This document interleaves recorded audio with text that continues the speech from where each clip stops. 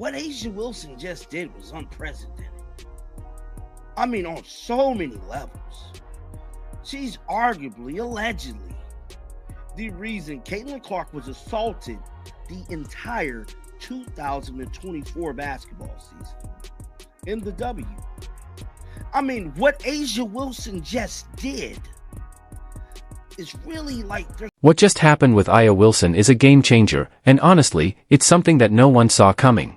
On so many levels, what A'ja did has left people talking. She's arguably the one who's at the heart of the controversy surrounding Caitlin Clark's treatment during the 2024 basketball season. For months, A'ja's squeaky clean, positive image seemed untouchable, but now, that's all in question. For a long time, she played the calm, composed veteran, while her fans caused chaos over the whole Nike signature shoe situation. But now, during her highly anticipated shoe reveal, A'ja casually dropped a bombshell. She's had a Nike signature deal lined up for 2 whole years. Yes, while the media and fans were going crazy, accusing Nike of disrespecting A'ja and elevating Caitlin Clark as the golden child, A'ja had already secured her deal, and said nothing. It's hard not to feel like she knew exactly. Wilson was oddly silent, but complicit. All right, why was she complicit? Because, well, she knew she was getting a signature shoe for 2 years, and she let Caitlin Clark take all. She remained silent while the storm brewed. Why? Because A'ja Wilson knew she had a signature shoe deal in the works for 2 years, and she let Caitlin Clark take the brunt of the criticism. Social media went wild when Nike announced Caitlin's deal. The outcry? How could Nike give Caitlin a shoe deal before A'ja, who had been dominating for years? Yet, A'ja remained calm, calculated, and largely silent, letting the narrative build and letting others take the heat. Remember when A'ja said, "As black women, no matter what we do, we're still overlooked"?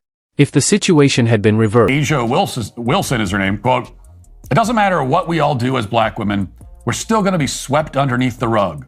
That's why it boils my blood when people say it's not about race, because it is." For a deal while A'ja was being dragged through the mud, there would have been outrage. Headlines, news stories, and opinion pieces would have flooded the media. But when A'ja does it, the reaction is far different.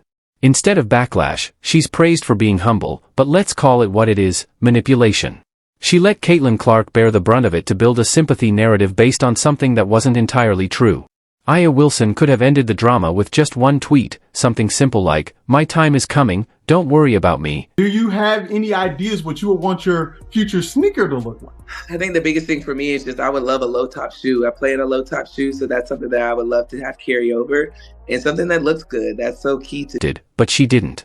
Instead, she let the storm rage on, with many in the media and fanbase framing Caitlin as the villain while A'ja played the role of the overlooked underdog. And now that the truth is out, now that the shoe deal is revealed, those same people who were crying foul at Nike are scrambling to justify their previous takes. But here's the kicker, this entire situation, the way it played out, shows just how easily narratives can be manipulated, and how sometimes silence can speak louder than words. The real disrespect doesn't come from Nike, it comes from A'ja Wilson and the people around her who... A'ja Wilson, who? Why? Yeah, she's some WNBA player, who? No, she's one of the all-time greatest. Done nothing but elevate the WNBA and bring in millions of new fans, has taken hit after hit, both on the court and off, from players, legends, and even fans. But through it all, Caitlin has kept her head down and let her game speak for itself. Fans of the WNBA who couldn't stand to see Caitlin Clark come in and dominate, leading the league in assists as a rookie and breaking about 63 records in her first season, were furious. Meanwhile, A'ja Wilson just sat back and played the victim. She could have stepped forward and made a statement to clear the air, but she didn't. A'ja Wilson, who could have set the record straight at any time, chose silence. WNBA fans that did not want to see Caitlin Clark come in and do what she did, which was dominate the league. Led the league in assists as a rookie. After the season, I think I counted she broke something in the neighborhood of 63 records last year. Either rookie records or just flat records by anybody, not even a rookie. And all these fans have been mad. And all the while, A'ja Wilson sat back and was just plenty happy to play the victim. She could have come out and made some kind of a statement that would have called off the dogs. Nah. Spoke volumes. It told her fans, go ahead, let them think I've been slighted, and allowed Caitlyn to take the heat. That's what makes the situation so frustrating, not just because of the shoes, but because of how Caitlyn Clark has been treated from the start. For Nike to put Caitlyn in a position where she has to defend them, to cool her own fans and urge them to be patient, is so disappointing. But honestly, it's not surprising, Nike has done this before. Instead of welcoming Caitlyn as the generational to put her in the position where she then has to go on social media and kind of cool her fans and like urge them to be patient and almost like defend Nike, it's such a disappointment, but it's not a surprise because Nike has done it before. Anything wrong, but because she made the league more visible and popular, and people weren't ready for that. Her impact on the game was undeniable. Rather than celebrating Caitlyn's success, some people tried to tear her down. And Aya Wilson, she could have been the one to bridge that gap, she could have been the leader, the example to follow. But instead, she chose to lean into the vibes and let others define the narrative. And let's talk about timing. Nike ran a major campaign. Could they give Caitlyn a shoe before they give Asia one? Oh, how could they do this? How could they treat Asia like this?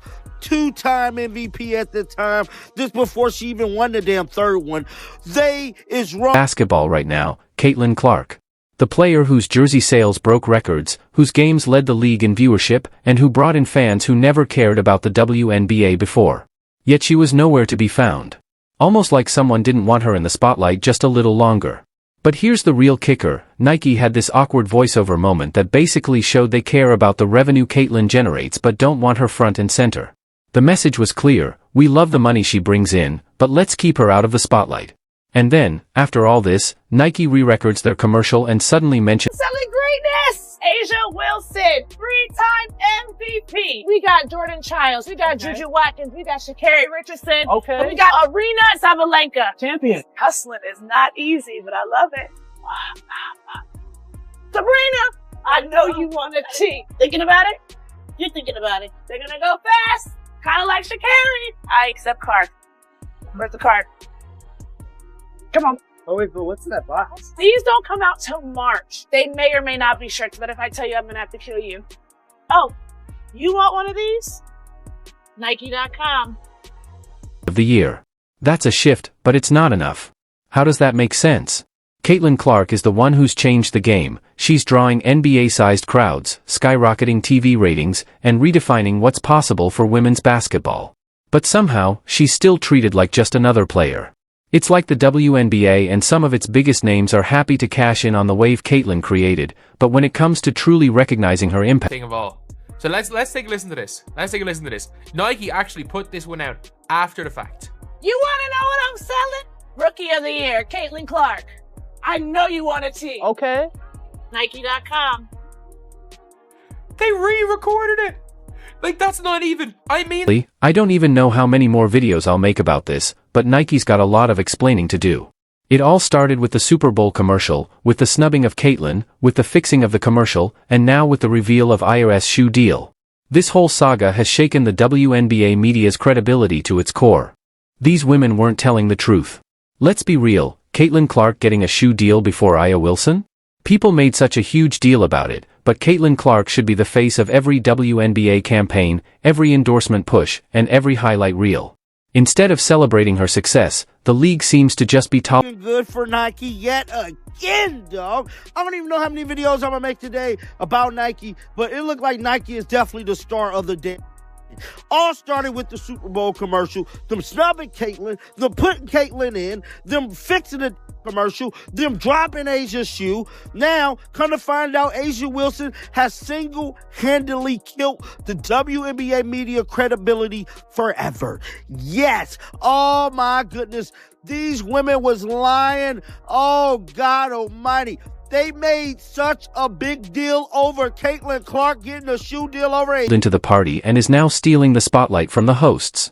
And that cold shoulder isn't just coming from the marketing teams or league executives, it's coming from the top players too.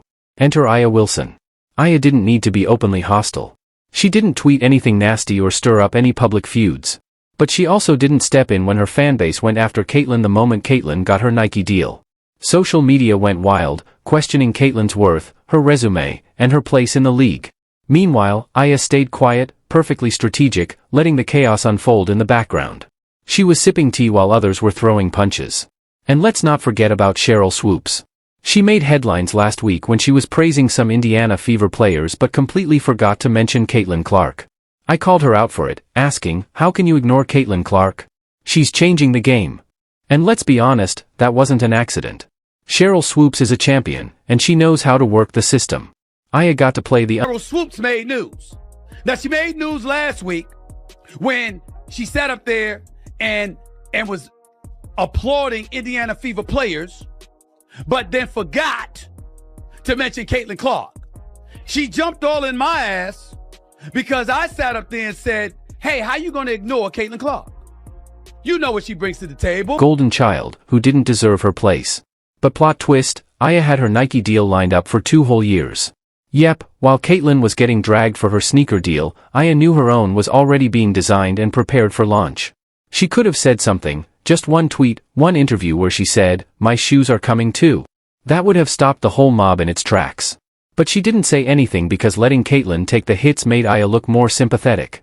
And now that the shoe is finally out, the truth is coming to light, but don't expect an apology from anyone who cried injustice.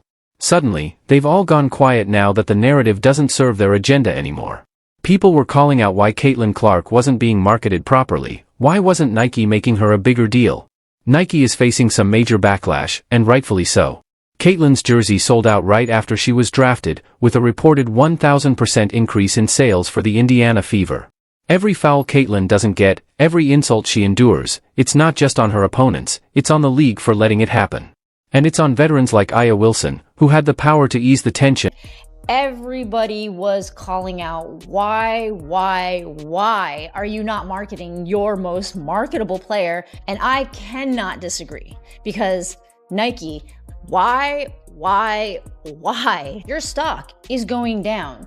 Do you realize that Caitlin Clark's jersey sold out right after she was drafted, with an increase in over 1,000% reported for the